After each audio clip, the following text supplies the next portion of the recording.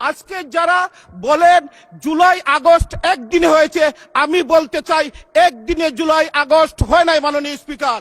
এই July August হয়েছে আমরা 17 বছর প্রবাস থেকে আন্দোলন করেছি, শুধু যুক্তরাজ্য বিয়ে নয়, প্রবাসী 2 কোটি মানুষ থাকে। দেশনায়ক তারেক রহমানের নেতৃত্বে আমরা আন্দোলনের সাথে সম্পৃক্ত হয়েছিলাম মাননীয় স্পিকার। আপনি দেখেছেন মিডল ইস্টেও, এই সৌদি আরব, দুবাইয়ে আন্দোলনের সময় অনেকেই কিন্তু জেল খেটেছে।